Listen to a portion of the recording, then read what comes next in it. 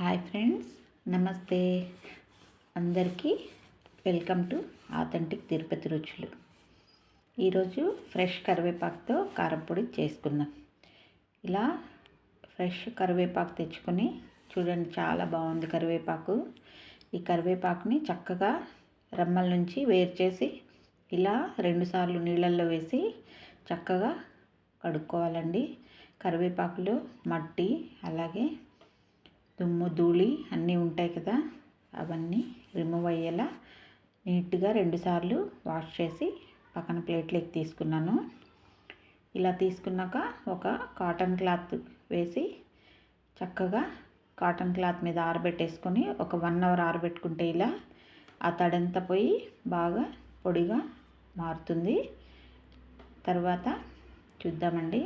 ఇలా చక్కగా కరివేపాకును అప్పుడప్పుడు కలుపుతూ ఉంటే బాగా తడంతా పీల్చుకొని చక్కగా ఆరిపోయి ఇలా పొడి పొడిగా అవుతుంది.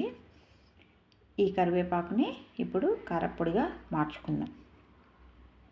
కరివేపాకు చాలా మంచిది కదండి ఆరోగ్యానికి, అలాగే జుట్టు పెరగడానికి కూడా చాలా ఉపయోగపడుతుంది. స్టవ్ మీద బాండలు పెట్టుకుని ఒక 2 స్పూన్ల నూనె వేసాను. నూనెలో ముందుగా ఒక 1/2 స్పూన్ మెంతులు వేసుకొని బాగా వేపుకోవాలండి.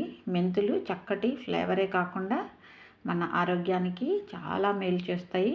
తర్వాత ఒక 2 స్పూన్లు ధనియాలు వేసాను, 2 స్పూన్లు పచ్చిశనగపప్పు వేసాను, 2 స్పూన్లు మినప్పప్పు కూడా వేసుకొని దోరగా చక్కగా వేపుకోవాలి. అలాగే 1 స్పూను జీలకర్ర అండి. జీలకర్ర కూడా చక్కగా అందులోనే వేసుకొని వేపుకోవాలి. కరివేపాకు కారపొడి మా ఇంట్లో ఎప్పుడు చేస్తారండి.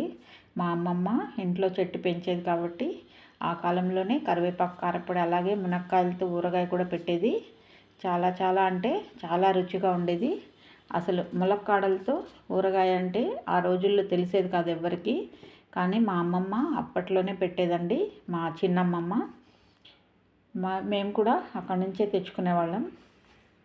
ఇలా దోరగా వేగిపోయిన తర్వాత కరివేపాకు చెట్టు ఇంట్లో ఉంటే చాలా చాలా ఉపయోగం కదా. నిత్యం ఫ్రెష్ కరివేపాకుతోనే మనం వంటలు చేసుకోవచ్చు. అలాగే అవి ఒక పళ్ళెంలోకి తీసుకొని ఆ మిగిలిన నూనెలోనే ఒక 30 వరకు ఎండుమిరపకాయలు వేసానండి. ఇవి సన్నగా చిన్నగా ఉన్నాయి కాబట్టి ఒక 30 వరకు తుంచి వేసాను. ఇలా సిమ్లో పెట్టుకొని చక్కగా కాసేపు ఓపికతో వేయించుకోవాలండి. మిరపగింజలు కూడా బాగా వేగాలి, లేకుంటే అంత టేస్టీగా అనిపించదు కారపొడి.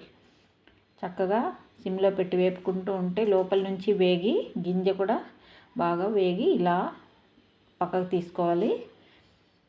ఇప్పుడు ఒక 2 స్పూన్లు ఆయిల్ వేసి నేను పెనం మార్చుకున్నానండి. కరివేపాకు కొంచెం ఎక్కువ ఉంది కదా, అందుకని అందులో సరిపోదని ఈ పెనం పెట్టుకుని అందులో వేసుకుని కరివేపాకుని బాగా ఫ్రై చేసుకోవాలి. ఇది కూడా మెల్లగా సిమ్లోనే పెట్టుకొని చక్కగా కలుపుతూ వేపుకోవాలి. కొంచెం ఓపికతో వేపుకోవాలండి. ఏవైనా కానీ కారపొళ్ళు చేసేటప్పుడు చకచకా చేసేద్దామని హైలో పెట్టి చేస్తే అంత టేస్టీగా ఉండవు. ఇలా చక్కగా సిమ్లో పెట్టుకొని ఓపికతో మెల్లగా వేపుకుంటూ ఉంటే లోపల నుంచి వేగి చాలా టేస్టీగా అనిపిస్తుంది మనం పొడి చేసుకున్న తర్వాత. ఇలా కరివేపాకు వేగిపోయిన తర్వాత ఒక 70% వేగిన తర్వాత పసుపు వేసుకోవాలండి. పసుపు వేసుకుని కరివేపాకుతో పాటు వేపుకోవాలి. కరివేపాకు పసుపు వేసుకుంటే చక్కగా అందులోనే నూనెలో కలిసిపోయి బాగా వేగుతుంది. అలాగే పసుపు వాసన రాకుండా ఉంటుందండి కారపొడిలో.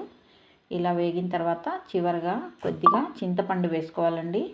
అంటే చింతపండు మీ టేస్ట్కి తగినట్టుగా మీ దగ్గర ఉన్న పులుపుని బట్టి వేసుకోవాలండి. నేనైతే ఒక నిమ్మకాయ సైజ్ అంతా వేసాను. ఇప్పుడు ముందుగా పప్పులన్నీ పొడి కొట్టుకొని అందులో మిరపకాయలు వేసుకొని పొడి కొట్టుకోవాలి.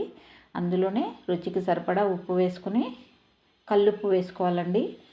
అది కూడా పొడైన తర్వాత ఇప్పుడు కరివేపాకు చింతపండు వేసి బాగా పొడి చేసుకోవాలి. ఇలా చక్కగా పొడైన తర్వాత ఒక 10-15 రెబ్బలు తెల్లగడ్డలు వేసుకోవాలండి. తెల్లగడ్డలు అంటే వెల్లుల్లి అండి. మా పక్క తెల్లగడ్డలు అంటాము, ఉల్లిపాయలు అయితే ఎర్రగడ్డలు అంటాం. అలా ఒక పల్స్ ఇచ్చిన తర్వాత ఇలా రెడీ అవుతుంది. దీన్ని ఒక ప్లేట్లో వేసి కాసేపు ఆరబెట్టుకున్న తర్వాత చక్కగా ఇలా ఒక గ్లాస్ జార్లోకి తీసుకోండి. 2-3 నెలలైనా ఫ్రెష్గానే ఉంటుందండి కరివేపాకు కారప్పొడి. ఇడ్లీలోకి, దోశకి, అలాగే ఉప్మా మీద చల్లుకొని తినడానికి, వేడి వేడి అన్నంలో నెయ్యి వేసుకుంటే చాలా బాగుంటుందండి. థ్యాంక్స్ ఫర్ వాచింగ్ అండి. సబ్స్క్రైబ్.